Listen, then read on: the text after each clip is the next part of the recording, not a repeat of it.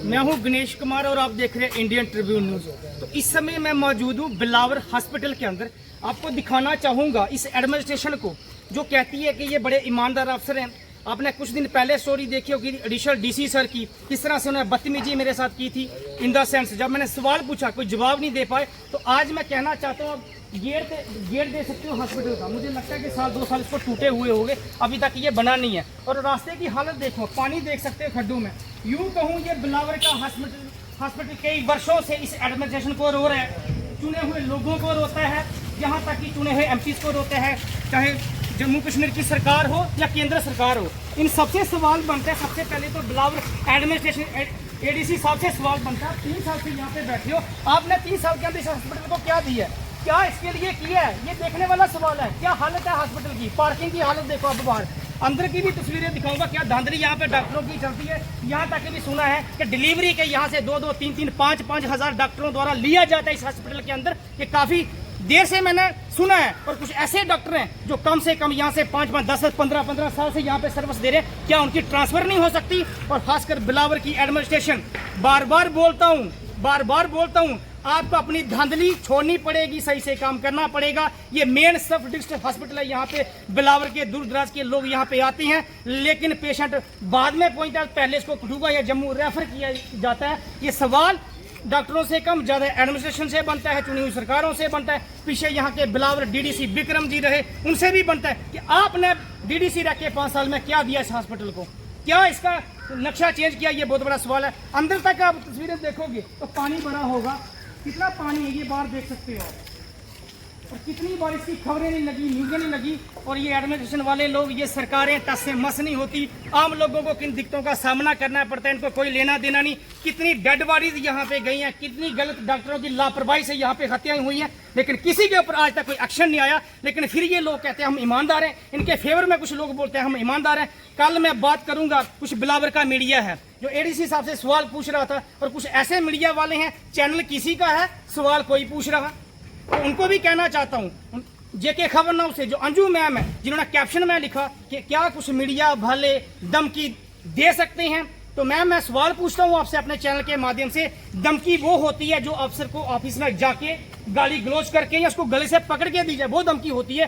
किसी की रिपोर्ट लगाना ये धमकी नहीं है। रिपोर्टिंग देश के प्रधानमंत्री के खिलाफ भी मीडिया करता है, सीएम के खिलाफ भी होती है, एमएलए हो, मंत्री हो, संतरी हो, कोई भी हो, मीडिया का काम है गलत को गलत और सही को सही बोलना। इसलिए इन बिलावर के मीडिया वालों को कहता हूं, भाई साहब यदि बिजनेस का धंधा चलाना है तो बंद कर दीजिए। इससे पहले एक पत्रकार और थे जेके फाइटर के, डिम्पल वर्मा जी, उन्होंने मेरे खिलाफ एक प्रोपोगंडा चलाया था कि 500 रुपया किसी से मांगा, ऑटो का कोई इशूज था। लेकिन जब मैंने उनको बुलाया, स्टूडेंट भी इकट्ठे किए, तो वो सामने नहीं आए थे। इसलिए ये प्रोपोगंडे जो आप चला रहे हो ये करना बंद कर दीजिए। सही से काम कर सकते हो तो करिए, नहीं कर सकते तो काम करना छोड़ दो।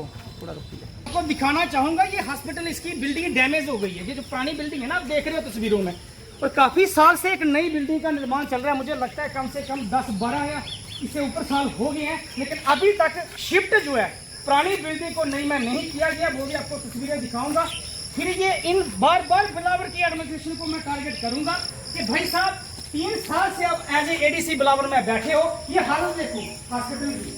यहाँ पे लोग पेशेंट आते हैं, पहाड़ी लोग से गरीब लोग यहाँ पे चेकअप कराने आते हैं। क्या व्यवस्था है यहाँ पे, ये आप देख सकते हैं। और ये नई बिल्डिंग आप पीछे देख रहे हो, कई वर्षों से इसका काम चला है। कितनी बार मैंने ठेकेदारों से कंटेक्ट करके भी इसे जानने का प्रयास किया कि भाई साहब कब ये बिल्डिंग बनेगी, कब ये लोगों को राहत मिलेगी। तो उनका यही कहना था पैसा नहीं मिल रहा।